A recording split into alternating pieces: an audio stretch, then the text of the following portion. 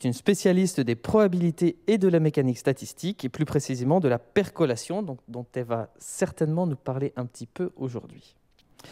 C'est une habituée de la diffusion scientifique, puisqu'elle a déjà donné de nombreux exposés de vulgarisation de mathématiques. Celles et ceux qui seraient intéressés pourront regarder les enregistrements de ses conférences passées. En particulier, je me souviens d'une très belle intervention à Math Park. Elle est aussi membre du conseil d'administration de la SMF, donc c'est quelqu'un qu'on connaît bien à la SMF. Voilà, j'ai déjà beaucoup trop parlé, donc je laisse la parole à Marie pour son exposé qui s'appelle Hammersley, feux de forêt, porosité et réseau.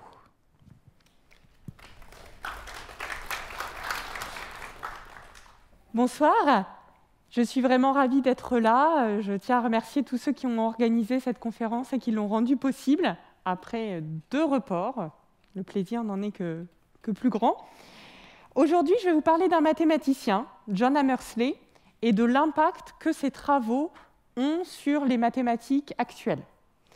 Donc, le personnage principal de cet exposé, c'est lui, John Hammersley. Vous voyez, 1920-2004, il est parti il n'y a pas si longtemps que ça. C'est un mathématicien anglais qui était en poste à Oxford. Et ce mathématicien, il a fait une rencontre à l'automne 1954, lors d'un symposium, donc une conférence de mathématiques appliquées qui portait sur des méthodes de Monte-Carlo. Les méthodes de Monte-Carlo, c'est quoi? Ce sont des méthodes pour obtenir des valeurs approchées d'intégrales, c'est-à-dire d'air sous des courbes. Et la personne qu'il a rencontrée, c'est Simon Broadbent. Simon Broadbent, lui, il était ingénieur et il travaillait dans le domaine des mines de charbon. Donc il était impliqué en particulier dans la conception de masques à gaz pour les mineurs. Et du coup, il avait en tête des problèmes de porosité. Porosité des masques, porosité de la roche. Et donc, il a eu envie de pouvoir étudier un modèle de milieu poreux, de roche poreuse. Et il a suggéré l'étude d'un tel modèle à Hammersley. Alors, je vais essayer de vous raconter ce que c'est que ce modèle. Donc pour ça, regardons un peu à quoi peut ressembler un milieu poreux. Vous voyez sur ce petit dessin, j'ai représenté en gris mon milieu, disons un morceau de roche, et la porosité de ce milieu, elle est visualisable par ces petits tuyaux qui passent à l'intérieur de la roche, petits tuyaux à travers lesquels peuvent passer ou non des particules de gaz. Il y a des tuyaux qui sont assez grands pour laisser passer les particules et des tuyaux qui sont trop petits. Et la question qu'on se pose, c'est est-ce que les particules de gaz vont vraiment pouvoir pénétrer en profondeur dans mon milieu, dans ma roche, ou est-ce qu'en fait elles vont rester près de la surface, ce qui veut dire que ma roche n'est pas vraiment poreuse. Alors, on va essayer de donner des sens plus précis, évidemment, à toutes ces notions-là. Mais pour pouvoir étudier un modèle comme ça d'un point de vue mathématique, il faut commencer par faire tout un tas de simplifications. La question posée, là, elle est bien trop complexe pour qu'on puisse l'attaquer. Alors, la première simplification que nous allons faire, qui est celle que Broadbent et Hammersley ont proposée tout de suite, c'est de considérer que les tuyaux à l'intérieur de ma roche ont une structure très régulière. Par exemple, ici, la structure d'un réseau carré. Pourquoi carré? Parce que vous voyez, tous mes tuyaux sont bien alignés les uns avec les autres. Donc j'ai des tuyaux verticaux, des tuyaux horizontaux. Et donc ça me donne des petites cellules carrées délimitées par ces tuyaux. Ça, c'est la première simplification, ce n'est pas la seule qu'on va faire. La deuxième qu'on va faire, c'est oublier la taille précise de chacun des petits tuyaux. On va juste retenir si le tuyau est assez large pour laisser passer une particule de gaz, c'est le cas par exemple de celui-ci, ou trop petit, c'est le cas de celui-là. Donc oublions la taille précise des tuyaux, j'ai juste rayé les tuyaux trop petits pour laisser passer les particules et laissé blanc les tuyaux assez grands pour laisser passer les particules. Finalement, c'est tout ce qui nous intéresse. Donc un petit tuyau qui laisse passer une particule, on va dire qu'il est ouvert, et un tuyau qui ne laisse pas passer de particules, on va dire qu'il est fermé. À l'intérieur de ma roche, il y a beaucoup de petits tuyaux comme ça. Donc aller décrire pour chacun de ces petits tuyaux s'il est ouvert ou fermé, c'est un travail un petit peu difficile. Du coup, on va sortir la boîte à outils des probabilités et se dire qu'une façon de voir les choses, c'est de se donner un paramètre petit p entre 0 et 1, tel que, avec une probabilité p, un petit tuyau va effectivement être ouvert, et du coup, avec son complémentaire, une probabilité 1 - p, un petit tuyau va être fermé. Et on va faire ça indépendamment pour chaque tuyau. Par exemple, prenez p égale 1/6. Je me donne un dé à 6 faces, et pour chaque petit tuyau, je lance le dé. Si j'obtiens un 1, mon tuyau est ouvert. Si j'obtiens un 2, un 3, un 4, un 5 ou un 6, mon tuyau est fermé. Et je fais ça pour chaque tuyau. Donc mon paramètre P, il quantifie la porosité de mon milieu, la porosité de ma roche. Plus P est grand, plus P est proche de 1, plus j'ai des tuyaux ouverts, plus P est petit, plus P est proche de 0, et plus je vais avoir des tuyaux fermés. Et maintenant, si on veut comprendre la porosité globale de la roche, du milieu, ce qu'il faut aller regarder, ce sont les zones dans lesquelles les particules peuvent circuler. Ces zones, ce sont les enchaînements de petits tuyaux ouverts. Donc ce sont ces zones que j'ai représentées en rouge sur ma figure. Bon, une fois qu'on a fait toutes ces simplifications-là, on se dit que finalement, on n'était peut-être pas obligé de partir d'un dessin aussi précis que cet enchaînement de tuyaux. Donc je vais vous reformuler exactement la même chose de façon un petit peu plus abstraite. Au lieu de partir de tuyaux, je vais partir de ceci. C'est un réseau carré. Mes tuyaux sont représentés par les arêtes de ce réseau, tous les petits segments en bleu. Ce réseau, il est infini, il faut imaginer qu'il continue ici à gauche, à droite, en haut, en bas. Et pour chaque arête de ce réseau, je relance mon fameux dé et je garde l'arête avec une probabilité P, dans ce cas-là, je la colorie en rouge, ou j'efface l'arête avec une probabilité 1 - P, ça correspond à une arête fermée, une arête bouchée qui ne laisse pas passer les particules de gaz. Et donc la zone de circulation des particules de gaz que j'avais représentée en rouge tout à l'heure, c'est exactement l'ensemble de ces petites arêtes rouges. Ce sont mes tuyaux ouverts. Et donc pour comprendre comment les particules de gaz circulent dans ce qui me reste là, ce graphe aléatoire que j'appelle GP pour le graphe correspondant à l'indice P, eh bien pour comprendre ça, il faut s'intéresser à ce qu'on appelle les composantes connexes de ce graphe. C'est quoi une composante connexe? C'est juste un ensemble de sites, de points noirs, effectivement reliés par des arêtes rouges, des arêtes que j'ai gardées. Donc là, j'ai colorié les différentes composantes connexes de couleurs différentes. Vous avez ici une composante connexe en jaune. Vous voyez, ces 5 sites sont reliés les uns aux autres. J'ai une autre composante connexe ici en vert, une en rose, une en bleu clair, et puis j'ai une petite composante connexe ici en bleu foncé. C'est un site tout seul, isolé. Est-ce que vous avez des questions sur la définition même de ce modèle? Comment on a construit ce graphe? Il y a des questions en ligne? Non. Pour l'instant, tout le monde est bon? Combien il y a de sommets dans le graphe? Alors, je pars d'une grille très grande. On va voir ça un petit peu plus tard, mais en fait, il y en a un nombre infini. Et il y a une raison à ça que je vais essayer de vous motiver un petit peu plus loin.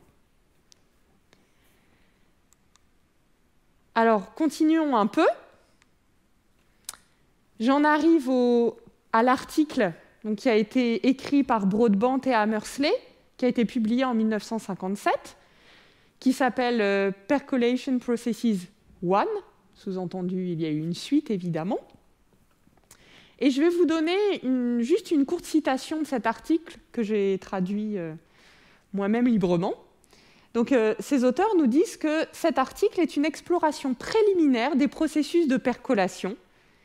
Et bien que nos conclusions soient assez sommaires, nous espérons que nous pourrons en encourager d'autres à chercher à comprendre ce domaine, qui a à la fois des sources de fascination purement mathématiques et de nombreuses applications pratiques. Alors moi, quand je lis ça, je me pose deux questions. C'est quoi l'intérêt de ce modèle en mathématiques? Et ce sont quoi les autres applications que ce modèle peut avoir? Alors on va essayer de répondre à ces deux questions, et je vous propose de commencer par regarder la deuxième question, à savoir les autres applications de ce modèle. En fait, ce modèle, c'est un modèle qui nous sert à modéliser des phénomènes de propagation. Donc, dans la première motivation que je vous ai donnée, ce qu'on regardait, c'était la propagation de particules de gaz dans un milieu poreux. Mais en fait, on peut penser à d'autres phénomènes de propagation. Par exemple, la propagation d'un feu dans une forêt, la propagation d'une information dans un réseau social, la propagation d'une maladie au sein d'une population, un sujet malheureusement tristement d'actualité.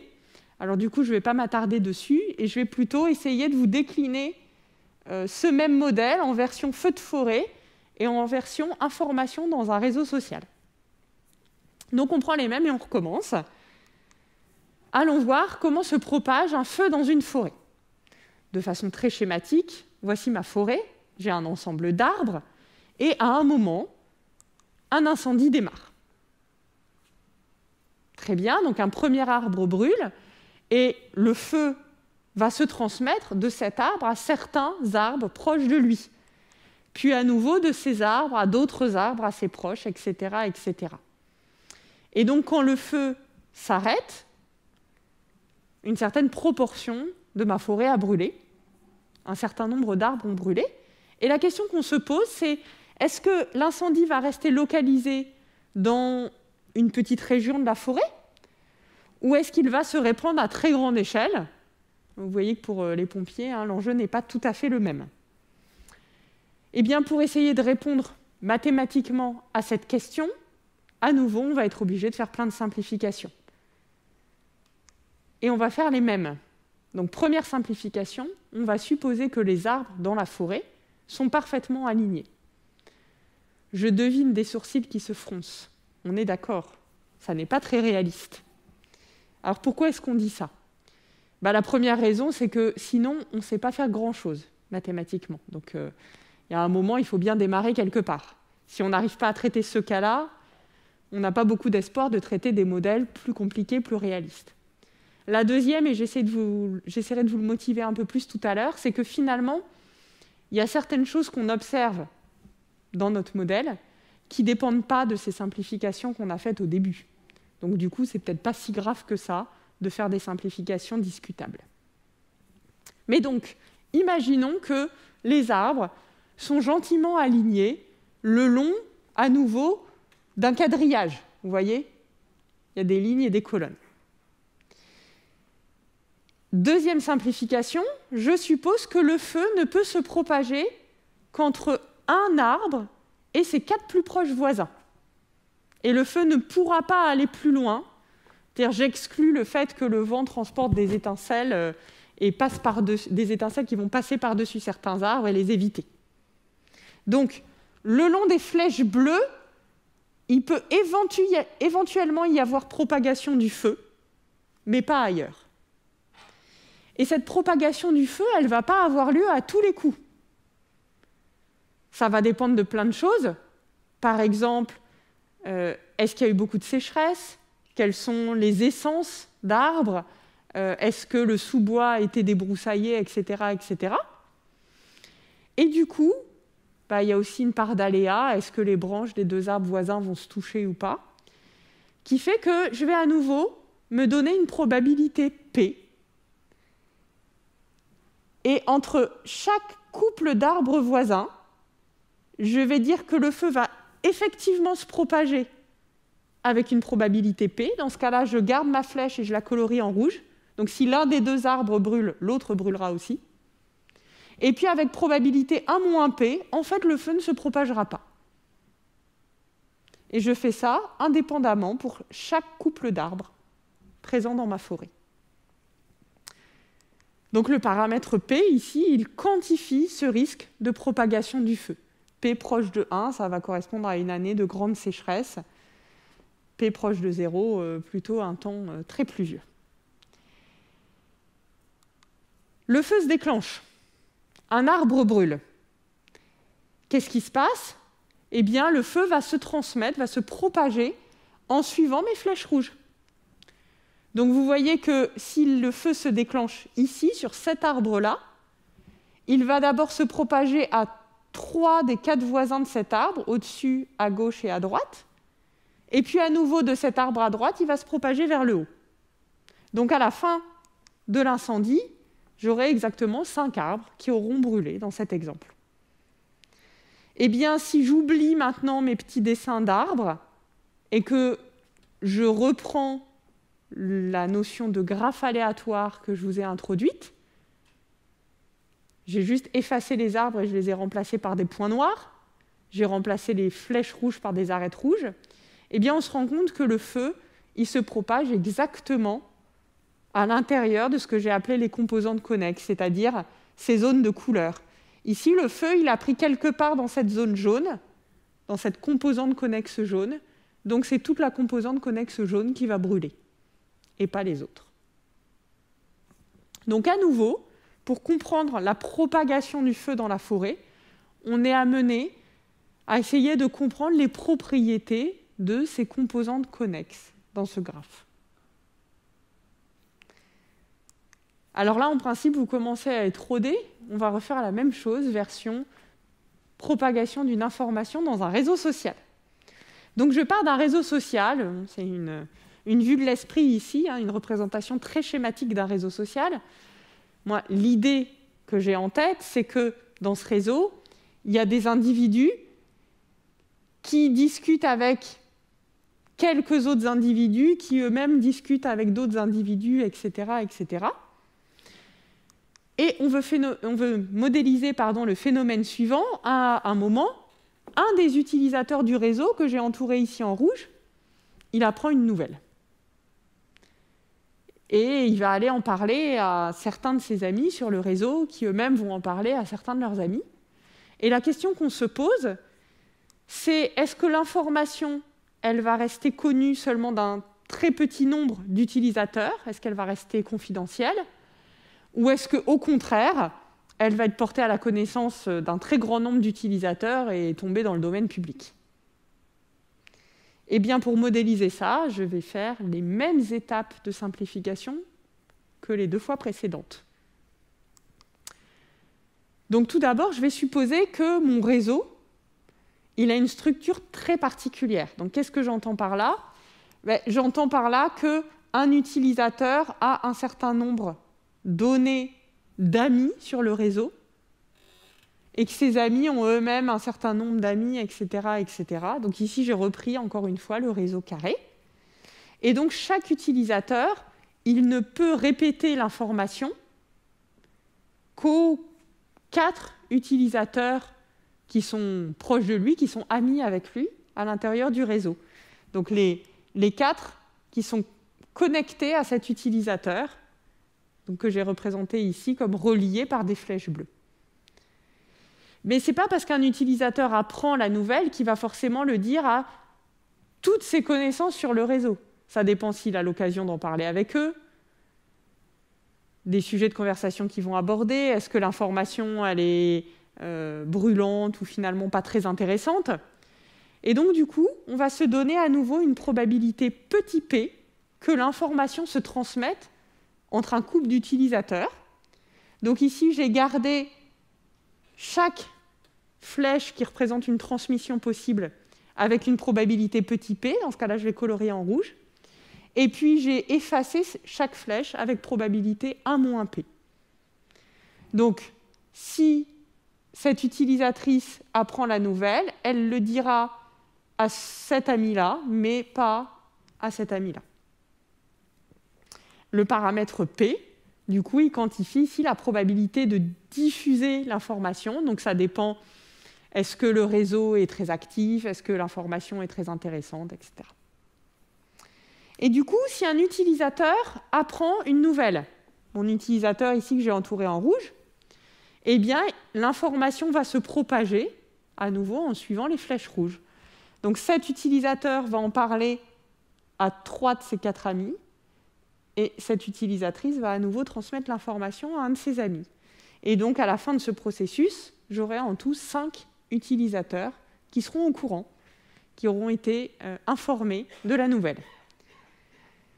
Bon, oublions ces petites images d'utilisateurs, remplaçons-les juste par des sites, des points noirs dans le dessin, et ce qu'on récupère, c'est à nouveau exactement le même dessin que précédemment. Ici, c'est un utilisateur de cette composante connexe jaune qui a appris l'information. Donc, ce sont tous les utilisateurs de cette composante connexe jaune qui seront informés. On est encore une fois ramené à essayer de comprendre les propriétés des composantes connexes de ce graphe aléatoire qu'on a obtenu en partant de notre réseau carré et en effaçant certaines arêtes aléatoirement. Donc vous voyez que ce modèle, il est assez adaptable en termes d'interprétation, mais pas que. Il est également adaptable à d'autres graphes. Donc dans les 3 exemples que je vous ai donnés, j'ai toujours considéré que le réseau que je voyais apparaître, c'était un réseau carré, comme ici à gauche. Donc je l'appelle réseau carré parce que vous voyez vraiment le dessin de petits carrés qui apparaît quand on trace les arêtes. À la place, j'aurais tout aussi bien pu considérer que le réseau que je considérais était ce qu'on appelle un réseau triangulaire, parce que vous voyez ici apparaître des petits triangles quand je trace mes arêtes. Quelle différence? Par exemple, si je colorie un site particulier en rouge et que je colorie en bleu ses voisins, vous voyez qu'à gauche, un site rouge a 4 voisins, au-dessus, en dessous, à gauche, à droite, alors que dans le réseau triangulaire, un site va avoir 6 voisins, placés le long d'un hexagone.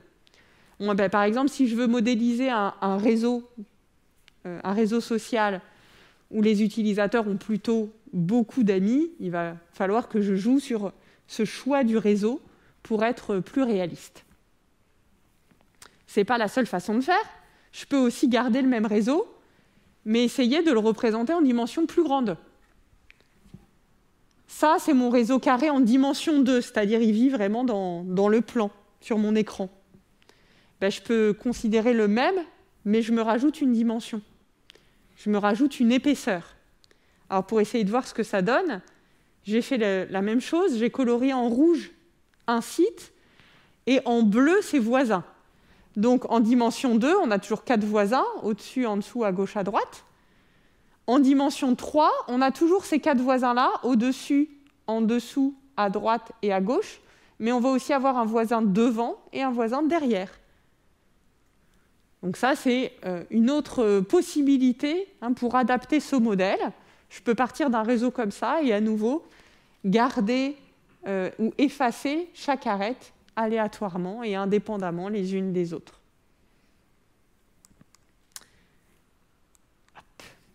C'est un bon endroit aussi pour poser des questions si vous en avez sur ces étapes de modélisation. Oui. Bonsoir. J'aurais beaucoup Je crois que le micro arrive. Ce micro rajoute une probabilité P à ce que le message puisse passer. Bon, j'aurais beaucoup de questions et de remarques parce que je suis retraité, mais j'ai travaillé professionnellement dans la simulation des feux. Alors, je vais quand même, je vais pas vous, je trouve très intéressant la démarche de toute façon.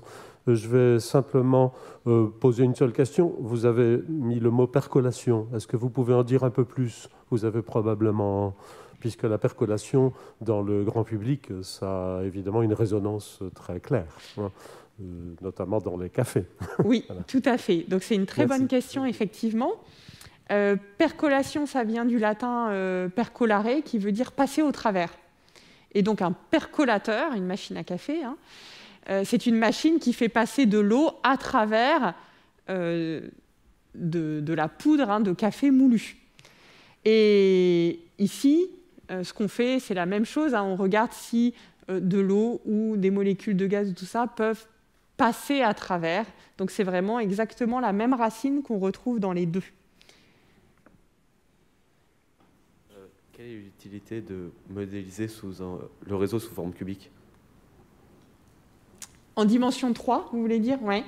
Alors, si je reprends le premier exemple, l'exemple de la roche poreuse avec le gaz qui passe à travers, en fait, peut-être certains d'entre vous ont même été choqués qu'au début, j'essaie de le modéliser en dimension 2.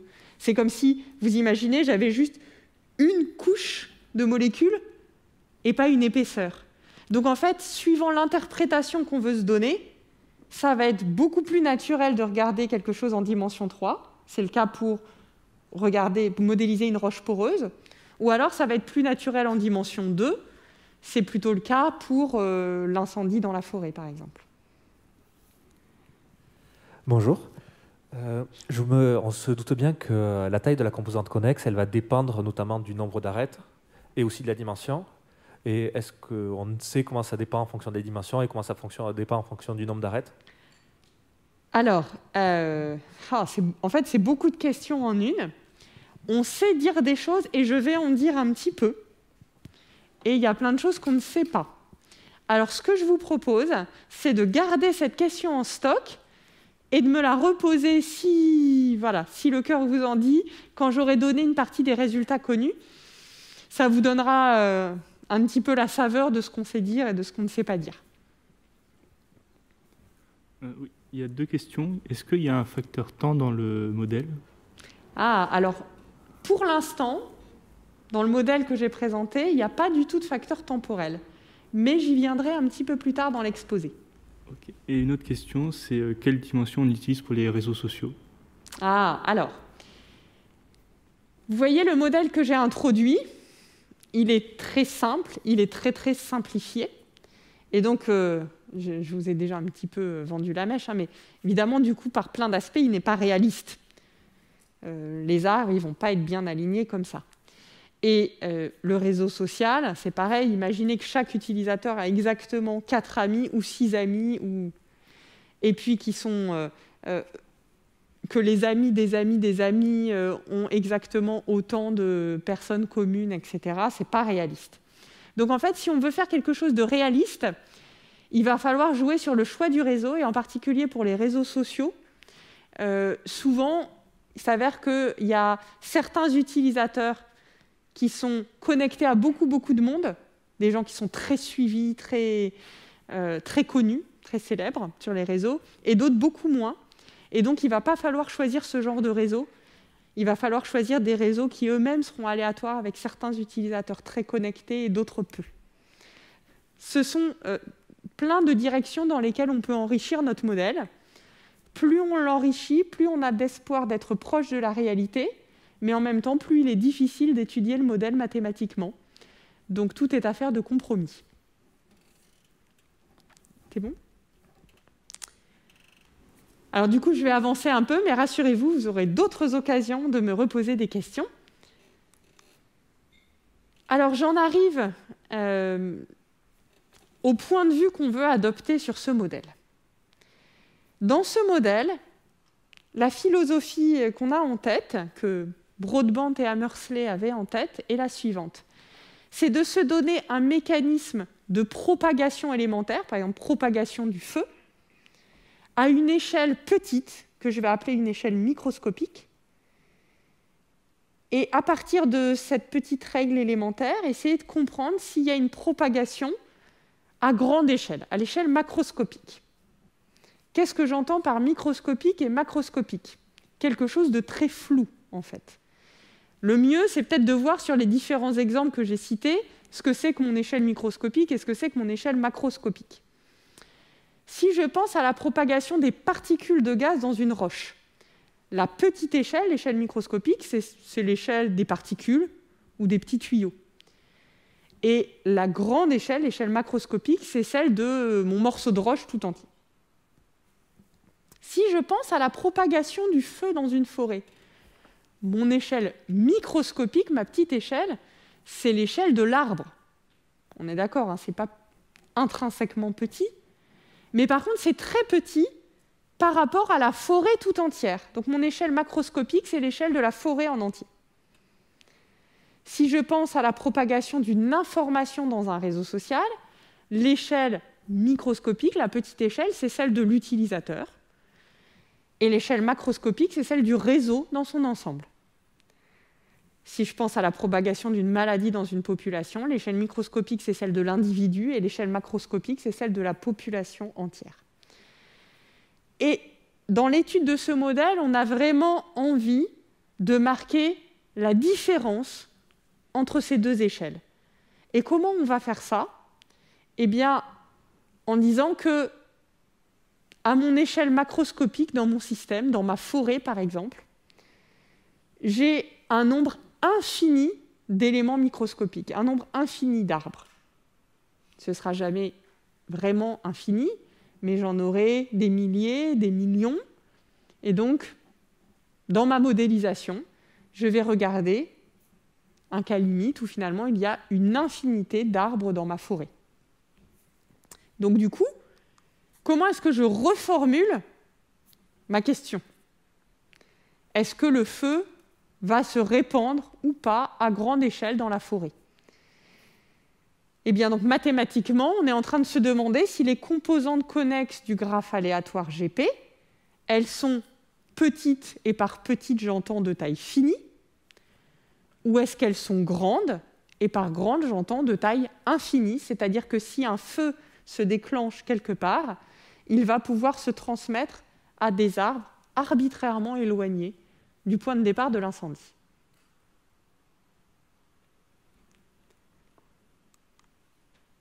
Alors pour essayer d'y voir un petit peu plus clair, j'ai demandé à Raphaël Cerf, qui est au DMA à l'ENS, de me réaliser quelques simulations, parce que moi j'en suis bien incapable. Donc il s'est donné un paramètre petit p, et il a simulé sur une grille de taille 1500 par 1500 le modèle de percolation, et il a colorié d'une couleur différente chaque composante connexe, exactement comme moi tout à l'heure. Bon, sauf que là, vu la taille de la grille, on ne voit plus vraiment la grille, mais on voit les sites qui ont été coloriés. Et ça donne ça. Donc, première simulation, pour un premier paramètre P, qu'est-ce qu'on observe? On observe plein de composantes connexes différentes. Donc, vous voyez, si le feu se déclare ici, dans cette composante connexe bleue, eh bien, c'est toute la composante connexe bleue qui va brûler, et pas le reste de la forêt. On refait la même chose en augmentant un petit peu le paramètre P. On voit toujours un certain nombre de couleurs différentes, donc un certain nombre de composantes connexes différentes, mais elles ont quand même beaucoup grossi. On commence à voir apparaître quelques composantes connexes de taille assez imposante, tout en gardant tout un tas de petites taches de couleurs éparpillées à gauche à droite. On augmente encore P, et il se passe ça. Donc ce n'est pas une erreur. Le vert correspond bien à une composante connexe qui a en fait pris quasiment tous les arbres de ma forêt.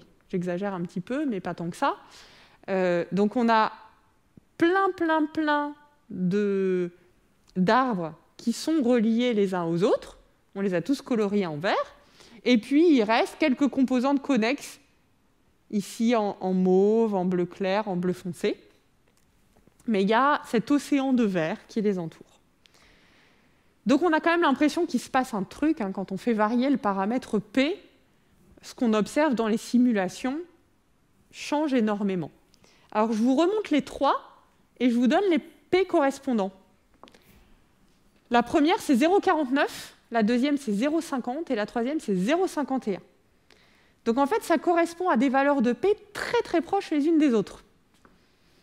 On ne dirait pas, à première vue, les images qu'on obtient sont tellement différentes par ces simulations qu'on a plutôt envie de croire que ça correspond à des valeurs de P très éloignées les unes des autres, et il n'en est rien.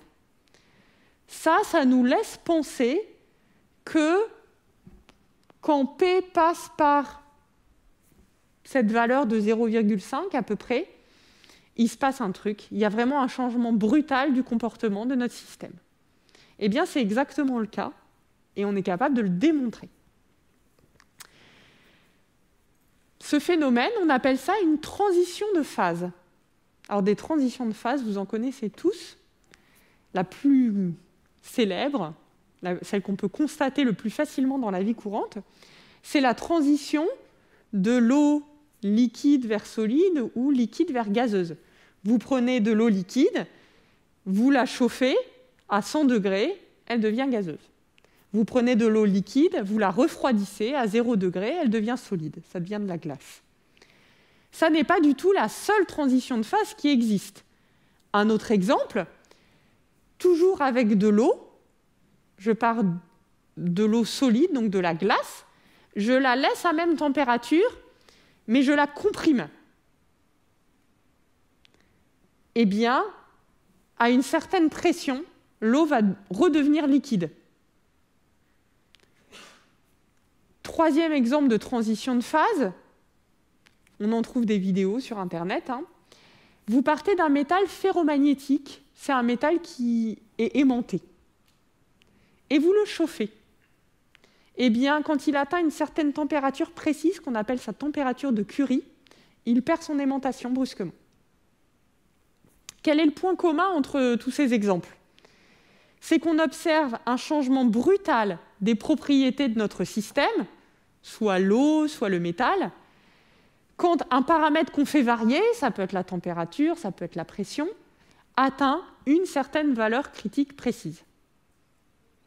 Eh bien, le modèle de percolation, c'est un modèle mathématiquement très simple, sûrement le plus simple qu'on peut imaginer, qui présente cette transition de phase. Un changement brutal des propriétés du système quand un paramètre qu'on fait varier, c'est petit p, atteint une certaine valeur critique. Et ça, dès leurs premiers travaux, Broadbent et Hammersley ont réussi à le démontrer, donc dans les années 57 à 59, dans une série de travaux. Donc le résultat qu'ils ont obtenu, qui a été un petit peu amélioré par la suite, c'est le suivant. Donc je considère mon graphe aléatoire GP que j'ai obtenu en partant du réseau carré, pensez en dimension 2 ou en dimension 3. Eh bien, il existe un paramètre critique, je vais l'appeler P, indice C pour P critique, quelque part entre 0 et 1, tel que si P est plus petit que P critique, alors avec probabilité 1, je n'ai pas de composante connexe infinie dans mon graphe. Ça veut dire que si je suis en train de modéliser la propagation d'un feu dans ma forêt, eh bien, le feu restera toujours limité à une zone bien précise de ma forêt. Il ne se répandra pas à l'échelle de la forêt tout entière. Et par contre, si P est strictement plus grand que PC, alors avec probabilité 1, il existe une unique composante connexe infinie dans mon graphe aléatoire. C'est la grande composante connexe verte de la simulation de tout à l'heure, celle qui avait envahi quasiment toute l'image. Ça, dans la modélisation de l'incendie, dans une forêt, ça revient à dire que si on n'a pas de chance et si le feu se déclare dans un arbre qui fait partie de cette composante connexe infinie, alors effectivement le feu se répandra à des arbres arbitrairement éloignés dans la forêt, donc il se répandra à l'échelle de la forêt tout entière. Donc c'est vraiment ça une transition de phase, c'est un changement brutal des propriétés de notre graphe aléatoire quand le paramètre P dépasse une certaine valeur critique, P indice C. Alors, à l'énoncé de ce résultat, de ce théorème, il y a une question qui vient naturellement, c'est de se dire, mais c'est quoi la valeur de ce paramètre critique? Ça semble être quand même la première question raisonnable à se poser. Évidemment, Broadbent et Hammersley se la sont posées. En fait, ils n'ont pas réussi à y répondre. Mais d'autres ont pris le relais et ont creusé la question. Et en dimension 2, donc quand je pars du réseau carré dans le plan, je sais que le paramètre critique vaut exactement 0,5, celui qui semblait être suggéré par les simulations. Ce résultat, il avait été conjecturé, presque dès le début, mais il n'a été montré rigoureusement qu'en 1980 par Harry Kesten, qui est un mathématicien américain, c'est-à-dire plus de 20 ans après l'introduction du modèle. Et ce n'est pas parce que la question était tombée dans l'oubli entre-temps, c'est parce que les gens n'y arrivaient pas. Il y a une raison pour laquelle c'est ce 1,5 qui arrive. Dans le réseau carré en dimension 2, il y a des jolies propriétés de symétrie entre le graphe, le réseau carré, et un autre graphe qu'on appelle son dual. Mais ces arguments-là, ces jolis arguments de symétrie, ils tombent complètement à plat en dimension 3. Et donc en dimension 3, on est incapable de calculer PC au jour d'aujourd'hui. Évidemment, par des simulations, on peut en obtenir des valeurs approchées. Je vous le dis tout de suite, je ne connais pas de valeurs approchées personnellement, mais c'est possible d'en obtenir. Mais par contre, on n'a même pas de conjecture d'une jolie formule avec des racines carrées, des pi et je ne sais pas quoi. D'accord ? On n'a pas de bon candidat pour être la valeur exacte de PC. Une deuxième question qu'on peut se poser, je vous remontre le transparent précédent, c'est qu'est-ce qui se passe quand P égale PC ? Parce que ici, j'ai mis P strictement plus petit que PC. Là, j'ai mis P strictement plus grand. Donc, il y a un petit peu une arnaque. Je ne vous ai pas dit ce qui se passait quand P prend la valeur PC.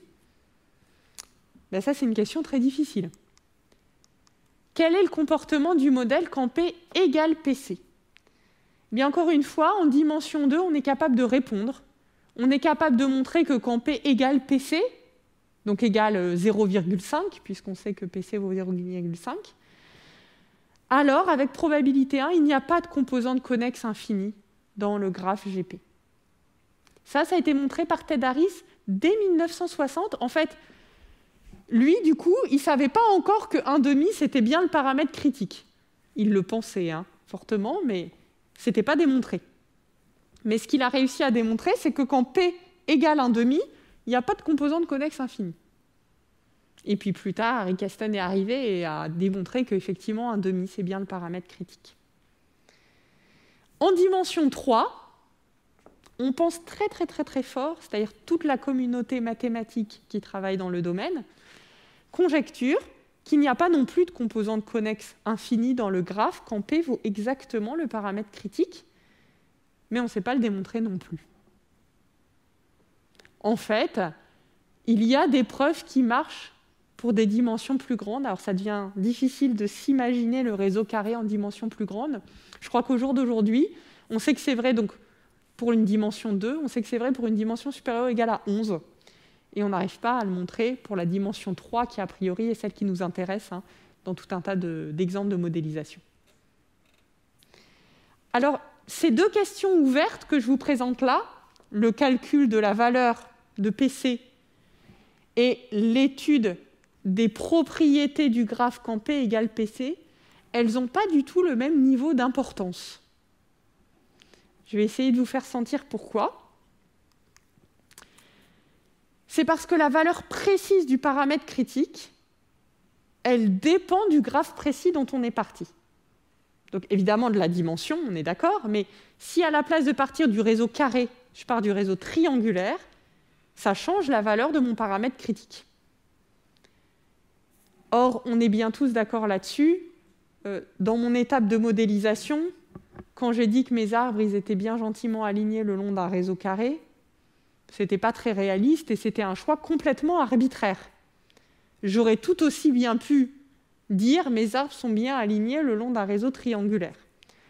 Donc du coup, le calcul exact de la valeur de PC, c'est certes intéressant, moi j'aimerais vraiment savoir ce que c'est, mais en même temps, vous voyez que c'est très dépendant des étapes de simplification qu'on a faites au début, qui sont très discutables.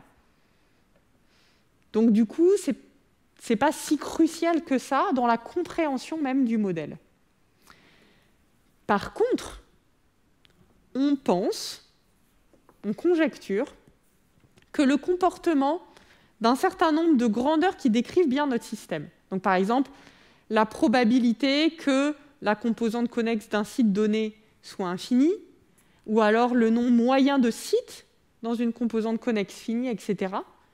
Quand P devient très très proche de PC, on pense que ces grandeurs-là, elles ont un comportement qui va dépendre de la dimension, mais seulement de la dimension, et non plus du graphe précis dont on est parti, pourvu qu'il soit suffisamment régulier. Autrement dit, en dimension 2, réseau carré, réseau triangulaire, on verrait apparaître le même type de comportement, les grandeurs seraient décrites par les mêmes données. Et donc, du coup, comprendre ce qui se passe pour P égale PC et P proche de PC, c'est en fait beaucoup plus intéressant parce que ça ne dépend pas du graphe précis dont on est parti. En tout cas, c'est ce qu'on pense très très fort. Donc, du coup, la question majeure du domaine, parmi les questions ouvertes, ce serait plutôt d'être capable de démontrer qu'il n'y a pas de composante connexe infinie pour P égale PC en dimension 3. Et ça, il y a vraiment un certain nombre de mathématiciens qui réfléchissent à cette question au jour d'aujourd'hui. On est encore loin de savoir y répondre, mais on grignote par différents angles d'attaque. Est-ce que vous avez des questions ?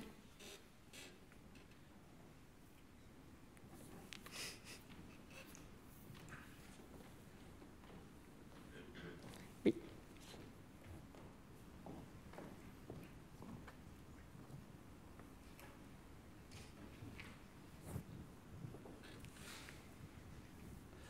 La question elle est simple, c'est pourquoi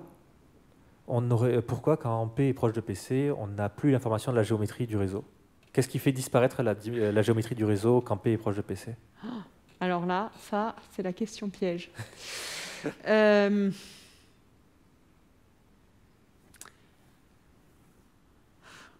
En fait, je ne sais pas si je vais être capable de bien répondre à cette question-là, mais il se passe des phénomènes très intéressants d'apparition de structures qui sont fractales. C'est-à-dire, on va voir un certain type de structure, par exemple les formes des composantes connexes, etc. Et puis, si on dézoome et qu'on regarde le système à une échelle beaucoup plus grande, on va revoir exactement les mêmes structures. Et puis, on dézoome encore, on va revoir exactement les mêmes structures, etc., etc., etc. Et du coup, le fait qu'on puisse comme ça dézoomer énormément fait qu'on perd un peu l'information microscopique de à quoi ressemble la maille du réseau à la base. Après, pourquoi c'est ça qui arrive? Alors là, je ne pense pas savoir répondre à cette question-là. Est-ce qu'on connaît la valeur de PC dans un graphe triangulaire, dans le cas d'un graphe triangulaire? Alors, en dimension 2, la raison qui fait qu'on connaît la valeur de PC dans le réseau carré, le joli argument de symétrie, on va le retrouver dans un graphe triangulaire si on fait une petite manip. Au lieu d'effacer aléatoirement les arêtes avec proba 1-P, on efface aléatoirement des sites. Donc imaginez, je vais dans ma forêt et je coupe certains arbres, je débroussaille, et donc je coupe chaque arbre avec une proba 1-P, je le laisse avec proba P. Et bien si je pars d'arbres positionnés le long d'un réseau triangulaire et que je fais cette démarche-là qu'on appelle une percolation par site et non pas une percolation par arête, le même argument vous dit que PC égale 1/2 également. Par contre, si je pars du réseau triangulaire et que j'efface les arêtes, j'ai plus d'argument de symétrie, je ne sais pas calculer PC. Donc c'est vraiment, en fait, c'est hyper particulier d'être capable de calculer PC dans le réseau carré en dimension 2, c'est vraiment l'exception qui confirme la règle.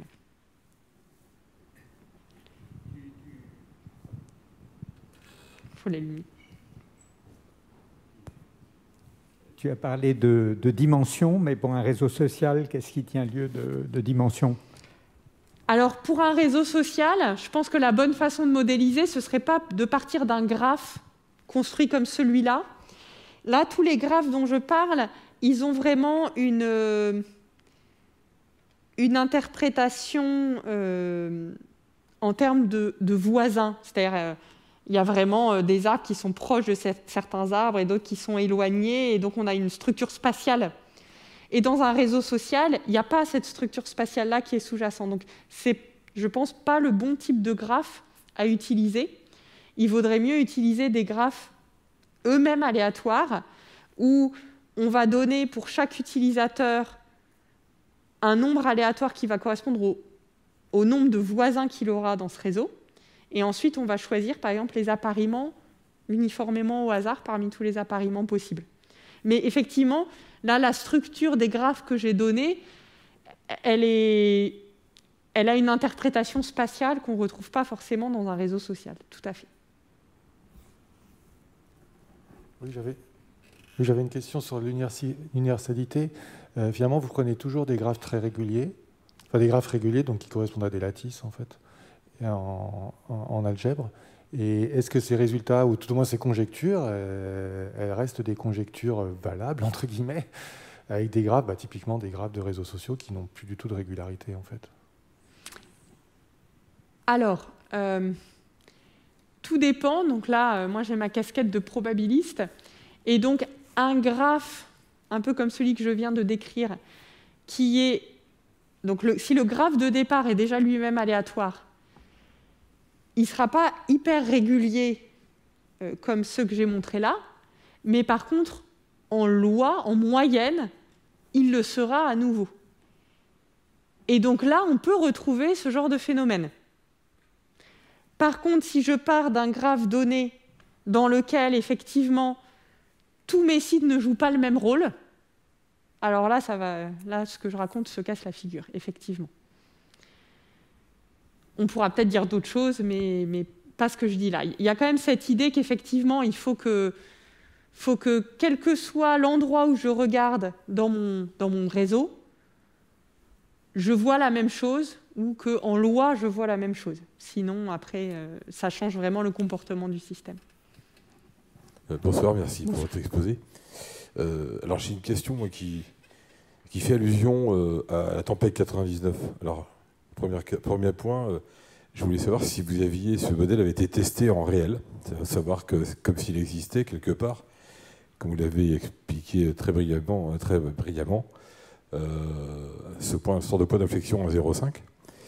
Et la tempête 99, pour avoir fait quelques recherches dessus, on a constaté, je parle sous le contrôle de monsieur qui est spécialiste, je pense, que l'alignement des arbres avait impliqué, entre des distributions d'arbres aléatoires en forêt et l'alignement des arbres qui ont été replantés, on s'est aperçu, de par les dégâts, constaté que finalement le vent qui avait provoqué des phénomènes de vortex qui avaient détruit des parcelles entières, que planter des arbres alignés n'était pas la solution optimale.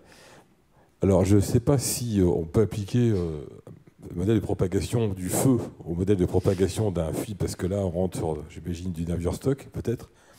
Je ne sais pas si on peut faire un parallèle, mais est-ce qu'il n'y a pas une corrélation entre cette propagation de feu sur des arbres alignés ou non alignés, et même, en même temps que la tempête a fait plus de dégâts sur une distribution qui a emmené les ingénieurs de l'ENF notamment à repenser le modèle en disant on ne va pas faire des peupliers alignés sur 100 mètres. Je vous remercie. Alors, je pense que ce qui est important, c'est d'avoir en tête que dans les étapes de modélisation, il faut rester très très modeste et très très humble avec ce type de modèle. Ce sont des modèles qu'on appelle des modèles joués, au sens suivant. C'est des modèles dans lesquels on a fait énormément de simplifications. Bon, on a bien été obligé parce qu'en fait, sinon, on n'arrive même pas à démarrer l'étude du modèle. On n'arrive à rien dire mathématiquement. Mais de ce fait, les résultats qu'on obtient, ils nous donnent des informations qualitatives sur le phénomène qu'on est en train d'étudier. Par exemple, l'existence d'une transition de phase, ça c'est une information qualitative. Et donc on est content d'avoir réussi à obtenir un modèle suffisamment simple, suffisamment épuré pour être capable de prouver rigoureusement l'existence d'une transition de phase. Par contre, ce qu'on a perdu dans nos étapes de modélisation, ce sont les informations quantitatives. Par exemple, vous voyez, je disais, la valeur de PC dépend du réseau qu'on s'est donné dans nos étapes de simplification. Et ça nous éloigne beaucoup des applications concrètes. Et donc, du coup, dès qu'on a envie d'avoir accès à des chiffres, des données, comment faudrait mettre nos arbres, etc., ce modèle-là, moi, je pense qu'il est trop simplifié pour espérer en faire quelque chose dans des applications concrètes. À ce moment-là, je pense qu'il vaut bien mieux aller faire des simulations numériques que d'utiliser ça. Vous allez me dire, pourquoi est-ce qu'on étudie ça quand même? Alors, parce que c'est joli, ça c'est la réponse qu'on attend au tournant. Ben, pas que, ça c'est un bac à sable. L'étude de ce modèle est un bac à sable dans lequel on essaye de mettre au point des techniques qui seront ensuite assez robustes pour nous permettre de nous attaquer à des modèles de plus en plus riches, de plus en plus complexes, et donc de plus en plus proches des questions réelles qu'on se pose. Mais finalement, on en est encore très loin. C'est un modèle qui a été introduit dans les années 50, à l'échelle des maths. C'est pas si vieux que ça, et finalement, on en est encore au bac à sable. C'est mon point de vue, en tout cas. Merci. Oui, une petite question. Il y a quelque chose que je n'ai pas très bien compris. Ce serait peut-être bien de remettre la diapositive qui parle du théorème des deux personnes, là. Broadbent et Amersey, oui. Voilà. Parce que j'avoue voilà. que je me pose la question depuis le début. J'ai compris que petit p, c'est une sorte de paramètre moyen. Évidemment, c'est un choix. Et je ne comprends pas, avec probabilité 1, est-ce que ça veut dire qu'il y a une double probabilisation dont vous n'avez pas eu le temps de parler? Alors, je ne comprends pas ça. Donc, ce qu'on fait, c'est que pour chaque arête, on garde l'arête avec proba P et on la retire avec proba 1 - P, indépendamment les unes des autres. Donc, l'état d'une arête donnée est aléatoire. Par contre, l'existence ou non d'une composante connexe infinie dans le réseau tout entier est finalement quelque chose qui n'est pas aléatoire. Suivant la valeur de P, ça va avoir lieu quand P est grand, ou ça n'aura pas lieu quand P est petit. Avec probabilité 1, ça sera pas sur la fin de la phrase. C'est ça. Avec probabilité 1, il n'y a pas de composante connexe infinie dans le premier cas, et avec probabilité 1, il y en a une dans le deuxième cas. C'est souvent dit presque sûrement dans le jargon en probabilité.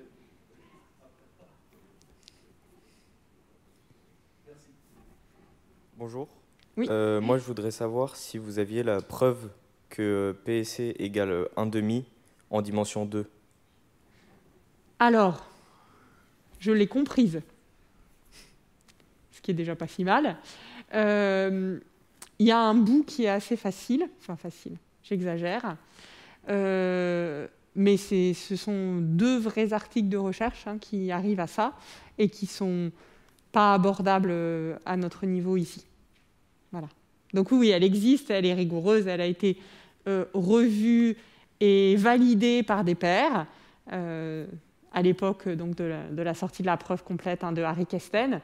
Elle a été même revisitée et un peu simplifiée, mais elle reste complexe.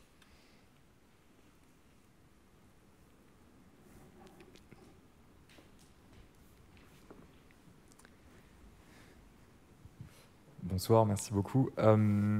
J'avais une question sur les... Vous avez brièvement abordé la réponse, mais c'est sur la dimension constante, sur la régularité des graphes. Vous avez dit qu'il fallait que ce soit au moins un petit peu régulier. Est-ce que vous sauriez décrire un petit peu les types de régularité dont on parle? J'imagine parce qu'on on peut avoir des treillis carrés, des treillis triangles, ce genre de choses, et on peut avoir des régularités qui sont un peu irrégulières, comme des pavages, qui sont, quand on dézoome, réguliers, mais d'un point de vue local, qui sont pas du tout réguliers. Est-ce qu'on sait qualifier ces choses-là, ou est-ce que chaque type de régularité différente nécessite une recherche différente? Alors, c'est une très bonne question, et je pense qu'il y a des gens qui savent le faire, effectivement. Mais moi, je n'ai pas envie de vous dire des bêtises. Mais il y a des gens qui font de la percolation sur des structures plus abstraites et des graphes qui sont générés de façon plus abstraite et qui ont creusé dans cette direction-là. Donc oui, ça existe, mais là, je ne saurais pas vous dire quel est le jeu d'hypothèses qu'il faut se donner dessus pour être sûr que tout fonctionne. Mais oui. Donc, de la percolation sur des structures algébriques. Ça, c'est quelque chose qui existe et qui est étudié actuellement, entre autres par la communauté en Israël, mais aussi des collègues en France qui font ça. Peut-être continuer la conférence et puis on aura une autre plage horaire pour les questions à la fin. Hop, donc voilà, j'en étais là.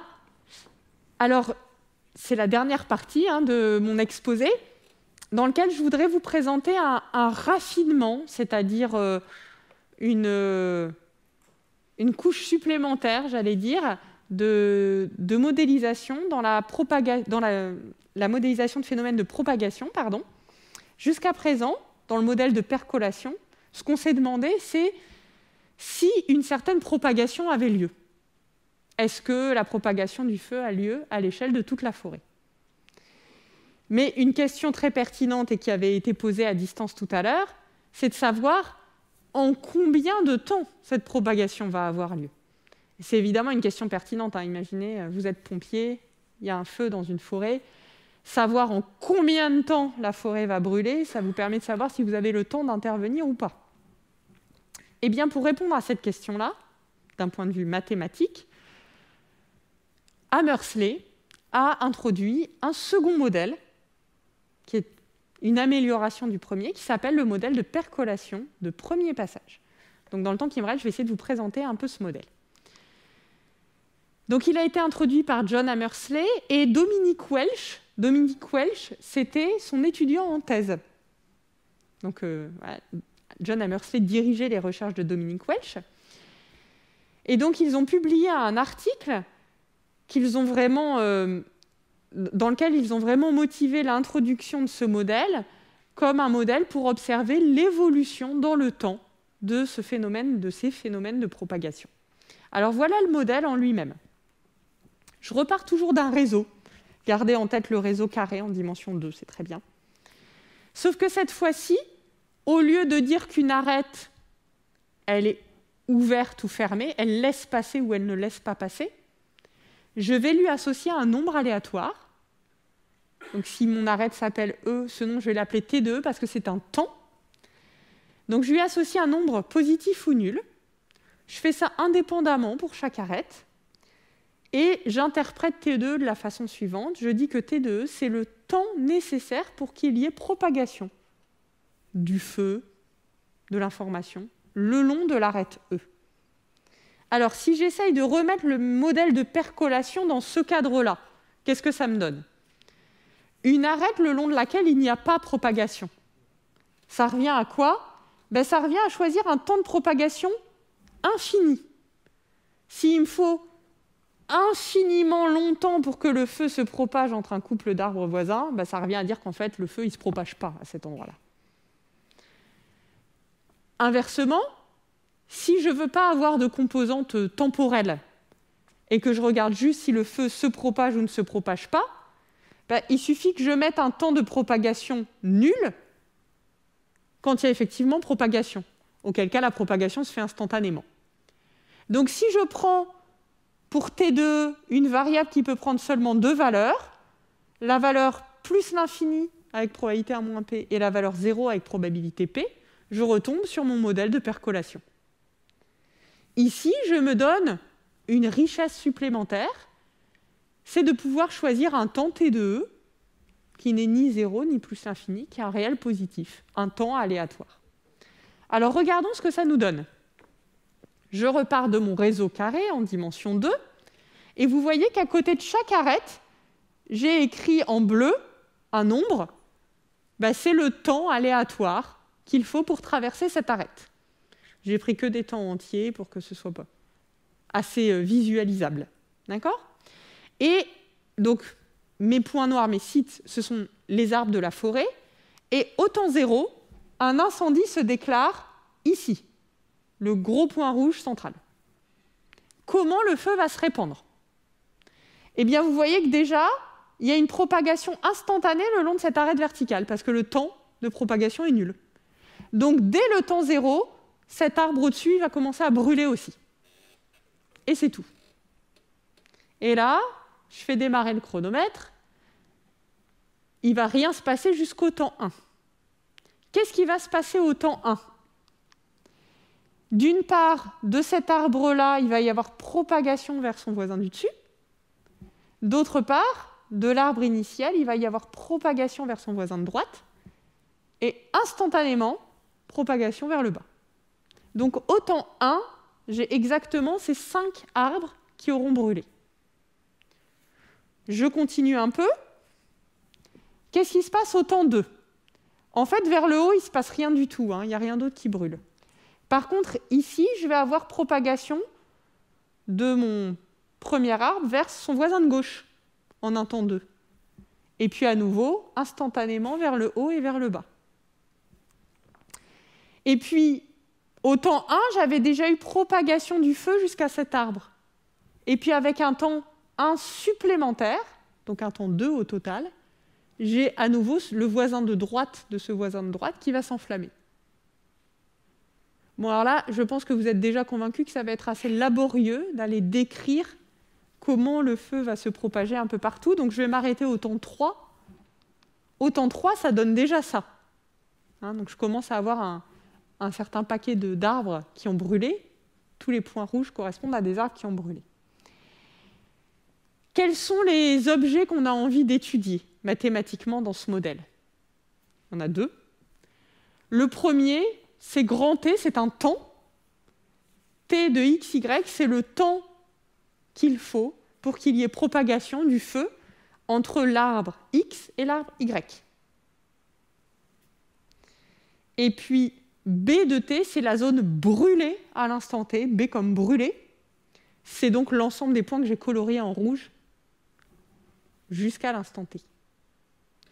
Donc, si je reprends le dessin d'avant, ma zone brûlée, c'est l'ensemble de tous mes points rouges, là. Donc, c'est toute cette zone que j'ai coloriée en rouge. C'est B de 3. Tous les points qui sont à l'intérieur de cette zone, tous les sites à l'intérieur de cette zone, c'est ma zone brûlée au temps 3. Maintenant, si je note X, l'arbre où le feu a démarré, et Y, celui-là, eh bien, ce Y, il a brûlé exactement au temps 3. Il n'était pas brûlé au temps 2. Donc, le temps nécessaire pour qu'il y ait propagation du feu entre X et Y, c'est 3. Et j'ai représenté en vert le chemin par lequel cette propagation a lieu. Vous voyez qu'ici, en partant de l'origine, la propagation se fait instantanément vers le haut, puis en temps 3 vers la droite. Donc, effectivement, au temps 3, cet arbre va brûler. Bon, donc c'est un petit peu fastidieux de faire cet exemple à la main. Donc j'ai à nouveau utilisé un joker. J'ai demandé à Olivier Garret, qui est un collègue de l'Institut Élie Cartan de Lorraine, de me faire des simulations. Ah, excusez-moi, j'ai fait ça un cran trop tôt. Les simulations vont venir tout de suite. Excusez-moi. Donc avant de ça, faut que je vous redise quelle question on va se poser dans ce modèle. Et on garde toujours en tête cette interprétation avec 2 échelles différentes, l'échelle microscopique, l'échelle macroscopique. Donc on a un phénomène de propagation élémentaire à l'échelle microscopique, le temps nécessaire pour que le feu se propage d'un arbre à un de ses voisins, et on veut essayer de comprendre quelle va être la propagation du feu à l'échelle de la forêt tout entière. Du coup, mathématiquement, ça revient à quoi ? Ça revient à se demander comment se comporte le temps de propagation T de x, y entre l'arbre en x et l'arbre en y quand x et y sont très très très éloignés l'un de l'autre, parce que je veux regarder ce qui se passe à l'échelle de la forêt. Et puis j'ai envie de savoir comment se comporte, comment évolue la zone brûlée pour des temps assez grands. Voilà la fameuse première simulation réalisée par Olivier Garret à l'aide du logiciel Julia. Donc ce que vous voyez, c'est comment se propage l'incendie. Le feu a démarré ici au centre. Ce qui est colorié en plus clair, c'est les sites qui viennent de prendre feu. Et puis, plus le feu est ancien, et plus la couleur devient foncée. Donc, qu'est-ce qu'on voit dans cette simulation ? Que la zone brûlée grandit avec le temps. Je pense que vous étiez tous à peu près convaincus. La zone brûlée grandit avec le temps. Mais on a envie de savoir comment elle grandit. Alors, puisqu'elle devient de plus en plus grande, ce qu'on va faire, c'est que quand le temps passe, on va dézoomer. On va reculer la caméra pour voir cette simulation de plus en plus loin. On fait un travelling arrière. Donc, je vous remontre exactement la même chose, la même simulation, sauf que je vais éloigner de plus en plus ma caméra. Donc, au début, les sites sont énormes, on voit des gros pixels, et puis au fur et à mesure, on s'éloigne, on s'éloigne.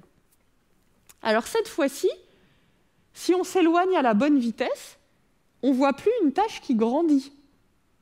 Parce que le fait de s'éloigner fait qu'elle a l'air plus petite. Donc, comme j'ai deux phénomènes qui se compensent, la zone brûlée grandit, mais je la vois de plus en plus loin. Et plus le temps passe, et plus vous voyez que son bord se régularise et se stabilise. J'ai de moins en moins de variations sur le bord. Bon, ça, c'est ce que les simulations nous suggèrent. Donc, je reviens aux questions qu'on se pose. Comment se comporte le temps pour qu'il y ait propagation d'un site X à un site Y quand X et Y sont très éloignés de l'un de l'autre? Eh bien, dès l'introduction du modèle, dans les années 60, Hammersley et Welch ont montré, par exemple, que le temps pour aller du point de coordonnées 0, 0 au point de coordonnées n0, donc à distance n horizontalement du premier, ça se comporte comme une certaine constante fois n. Ils l'ont démontré sous certaines hypothèses, et ces hypothèses, elles ont été améliorées par Kingman en 1973. Donc cette constante qui apparaît là devant le n, c'est la lettre grecque mu que j'ai écrite. Cette constante, elle est appelée constante de temps. Sa valeur, elle dépend évidemment de la loi des variables aléatoires temps de traversée d'arête. Et alors, qu'est-ce qu'elle représente dans le modèle? Vous voyez que mu, ça décrit le comportement d'un temps sur n. Ce sont des secondes divisées par des mètres. Autrement dit, l'inverse de mu, 1 sur mu, ce sont des mètres par seconde, c'est une vitesse. 1 sur mu, ça représente la vitesse moyenne de propagation de mon feu à l'échelle macroscopique dans la direction horizontale.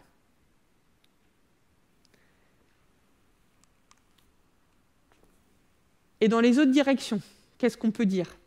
Eh bien, le résultat, il va se généraliser dans d'autres directions, avec à nouveau une vitesse moyenne de propagation à l'échelle macroscopique. Et cette vitesse, elle va dépendre de la direction, parce que le réseau carré, il n'a pas la même tête quand je le regarde horizontalement ou en diagonale. Et du coup, on peut essayer de regarder toutes les directions à la fois. Ça revient à essayer de regarder comment grandit la zone brûlée, B de T. Eh bien, cette zone brûlée, elle grandit linéairement avec le temps. Donc, il faut que je divise cette zone par T pour voir apparaître quelque chose. Et donc, la zone brûlée renormalisée d'un facteur T, elle va ressembler de plus en plus, quand T devient grand, à une forme limite déterministe, ce grand B là que j'ai noté. Cette forme limite, elle dépend aussi de la loi des variables aléatoires. Ce résultat, on appelle ça un théorème de forme, parce qu'on voit arriver une forme limite, ce grand B pour la zone brûlée. Ça a été démontré dès 1973 par Richardson, mais dans un cas particulier, très très particulier. Et ça a été largement généralisé par Cox, Duret et Kesten dans les années 80. Kesten, c'est le même Kesten que tout à l'heure, donc c'est quelqu'un qui a beaucoup apporté au modèle de percolation et de percolation de premier passage dans les années 80 en particulier. Encore une fois, on peut se demander ce qu'on sait et ce qu'on ne sait pas. Et la première question qu'on peut se poser, c'est quoi la valeur de mu? Eh bien, quand le temps de traversée d'une arête est égal à une constante, il n'y a plus rien d'aléatoire. Donc là, on est parfaitement capable de calculer notre vitesse de déplacement. Et du coup, mu, ça vaut juste cette constante. Bon, ce n'est pas follement passionnant, mais c'est vrai. Il y a un autre cas, pas trivial, pas évident, dans lequel on est capable de calculer mu.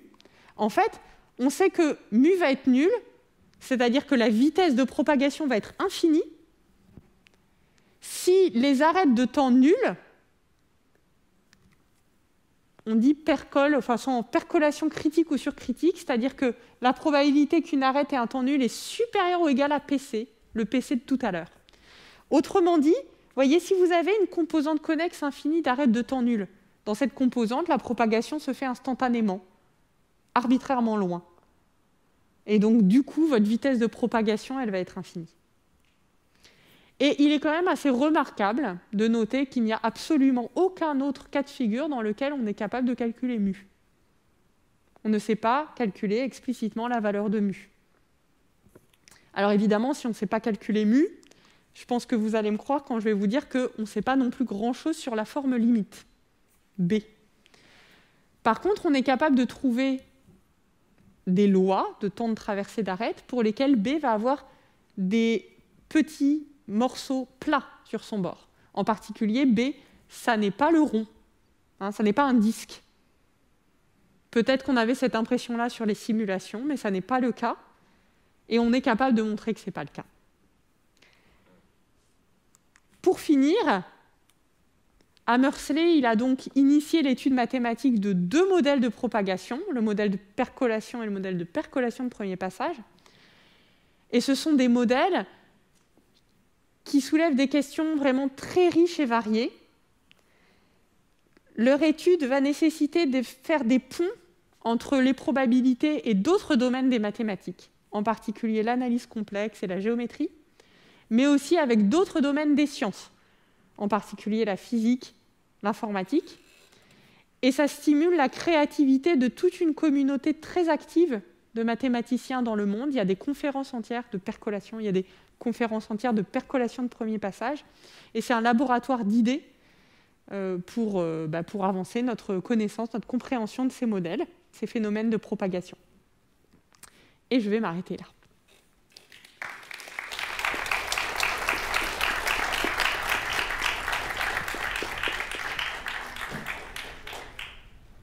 Merci beaucoup. Il nous reste un tout petit peu de temps pour 1 ou 2 questions.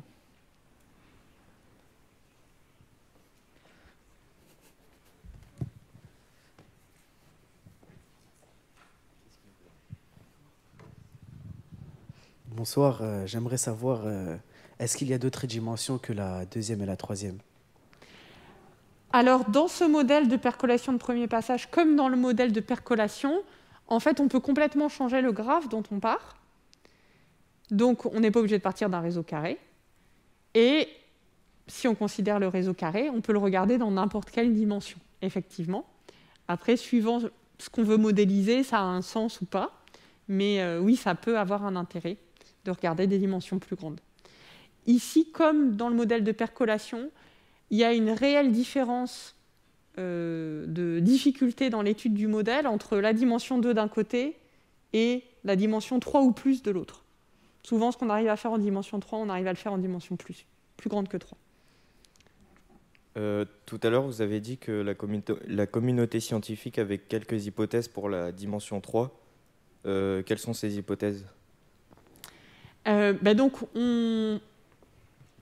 que j'ai énoncée, c'est qu'on pense qu'il n'y a pas de composante connexe infinie en percolation pour P égale PC en dimension 3.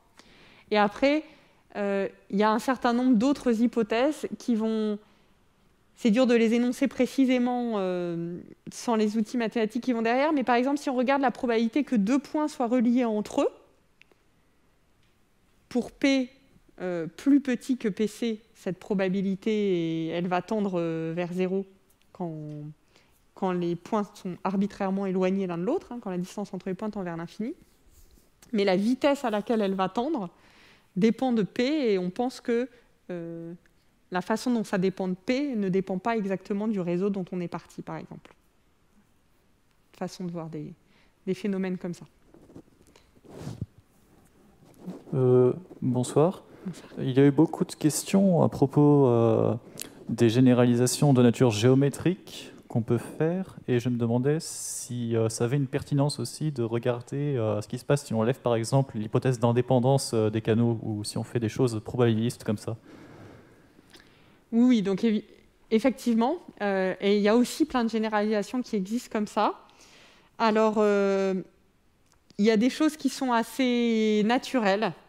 de faire, c'est au lieu de prendre de l'indépendance, c'est de regarder des familles de variables, on appelle ça ergodiques et stationnaires. Donc, si on a des propriétés qui disent, par exemple, si quel que soit l'endroit où je regarde, ce que je vois en loi est pareil, les choses vont souvent assez bien marcher. Il y a aussi des modèles construits à partir du modèle de percolation, dans lequel il y a une dépendance même beaucoup plus forte que ça qui est introduite. C'est le cas du modèle de FK percolation pour Fortune et Castelin. Et ce modèle de FK percolation, il nous permet, son étude rend possible l'étude d'un autre modèle, le modèle d'Ising, qui est un modèle qui est très important en physique statistique. Donc le fait d'introduire une dépendance a vraiment une grande pertinence parce que ça nous permet d'étudier un modèle qui est justement le modèle joué qui nous permet d'étudier la transition ferromagnétique.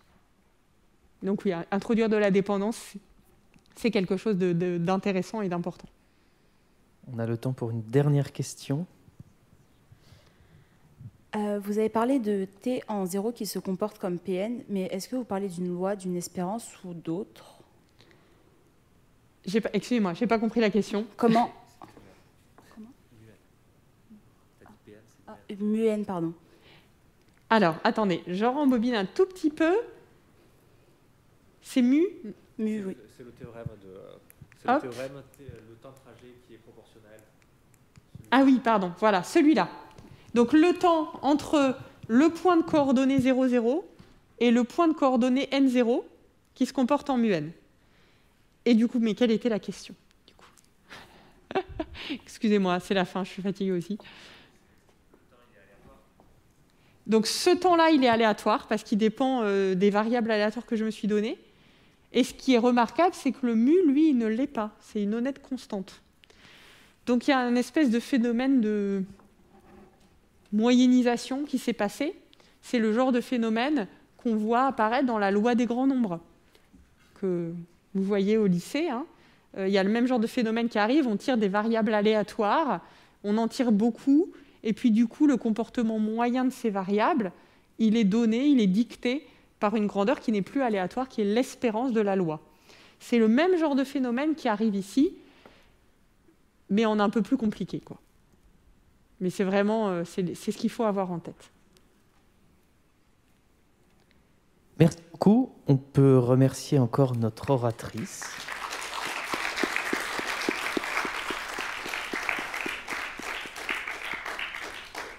Et n'oubliez pas notre prochaine conférence Un texte, un mathématicien qui aura lieu ici le 9 février 2022, qui sera donnée par François Charles. Et François Charles nous parlera de Hermite et les mystères de l'exponentielle. Merci.